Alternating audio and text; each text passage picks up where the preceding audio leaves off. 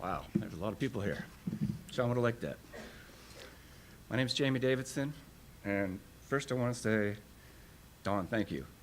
Every time I see you, you give me a big hug, and you tell me exactly what I meant to Shawn. That's something that two guys are just not going to say to each other, but a mom will. So thank you. Ashley, I want you to know that every time I talk to Shawn, he would absolutely jump through the phone and tell me how proud he was of you and all the great things you were doing. You have his strength. Just stay strong, okay? Patty, I want to thank you because you gave me the opportunity to be yours and Shawn's best man at your wedding. I was able to plan a bachelor party in Vegas. Nothing happened. I was able to give it a nice little speech for him before I got to the edge, and then I pulled back. But those are memories I'll have forever.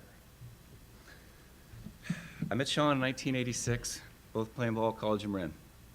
We were both pitchers, so being a pitcher, you got a lot of downtime. A lot of dugout time, a lot of bullpen time, a lot of razzing time. Kind of figure out, can this guy take it or not? Shawn could take it.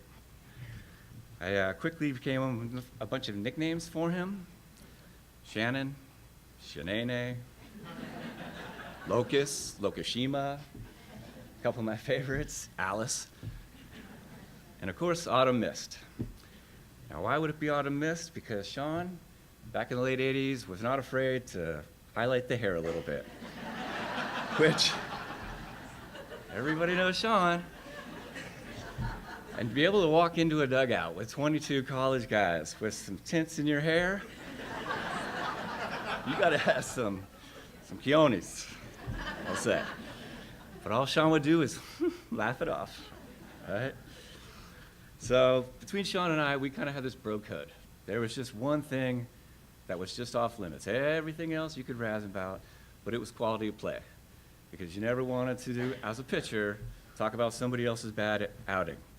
Because yours was coming right around the corner. And between Shawn and mine was coming sooner than his.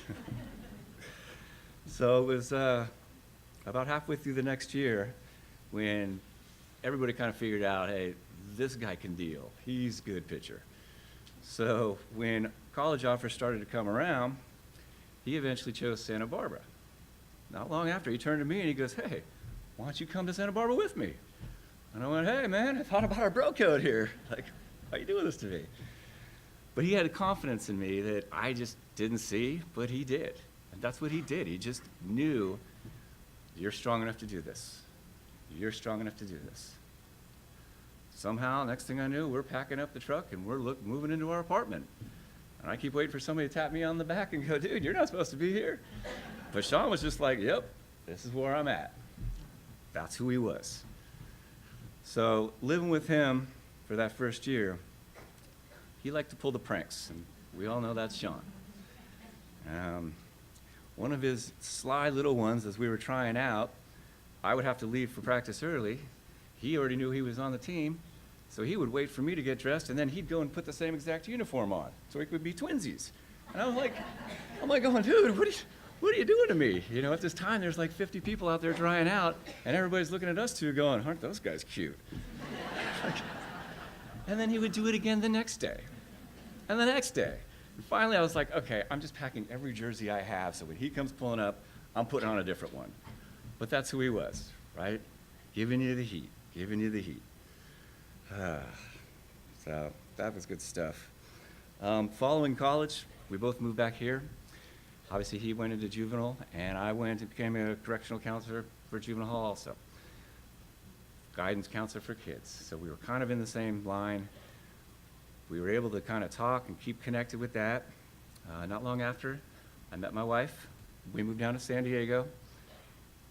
Shawn didn't lose touch.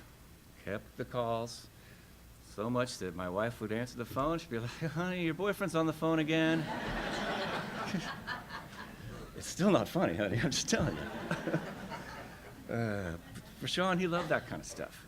You know, throughout the years, whether we were doing a spring training trip, you know, he was always planning the next one. Let's go to the alumni game. Let's do the next one. That was Shawn, staying connected, staying connected. That's just the stuff that you'll just never, ever forget. So I gotta go to my notes here. Give me a second.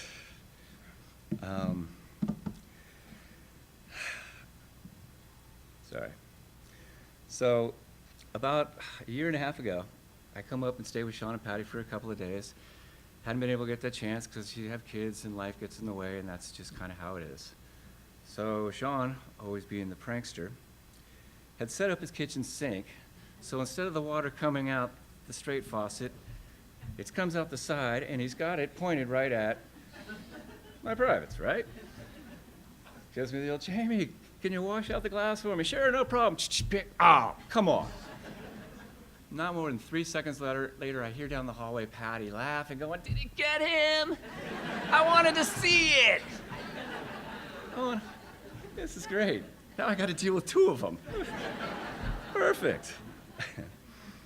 So, following that, my wife had set up a trip to Chicago for my 50th birthday. And it was going to be one of those bucket lists. We're going to see the Giants play the Cubs. It's going to be great. Well, in the meantime, my wife and Patty are direct messaging each other on Facebook. See, this is supposed to be a surprise, but since I work at home, every time they send a little message to each other, boop, pops up right on my screen. Patty's asking, how far is the hotel from the stadium? Is there any good pizza around our hotel? I'm thinking, okay, now I know what's going on. So Shawn's calling me as we're getting closer, and I'm thinking, oh, I got him. So finally, a week before, he goes, hey, when are you guys going to Chicago? Oh, dude, that trip's off, man. We're not going. Knowing he already had his tickets, already got his hotel. The silence on the other end of the phone was just like, wait, what? So we get to Chicago, get up into the hotel. Wifey makes up some little excuse. Oh, the credit card's not working. We got to go back downstairs. We go downstairs. There's Shawn and Patty. And they're both holding sticks with pictures of my face on them. Right? Nice. So, needless to say, we spent the next 3 days there doing what you do in Chicago, bar hopping, going to games. Started about 1, ended about 3. All I know is after 3 days of that, I think the term is called pickled. So, the last time I saw Shawn was last month. We were out in Palm Springs. We had lunch with my mom, and then we were going to go and play some golf after. Now, anybody who knows Shawn, he can hold a conversation with pretty much anybody. So here's Shawn and my mom at lunch, and they're talking about some movie, and they're going back and forth about how great this movie is. She finally turns to me, and he goes, have you seen the movie The Green Book? I turn to him, and I go, dude, I don't even know what you're talking about. Like, who are you? So we went out and played some golf that day, and needless to say, the bro code that we had for baseball did not apply to golf. Because every time there's a bad shot, we're letting each other know. Every time he's leaving that putt just a little short, I'm letting Alice know what's going on. So when I went to see Shawn in the hospital, I walked in, and up on the screen was golf. And I thought to myself, he is at ease. Rest in peace, my brother.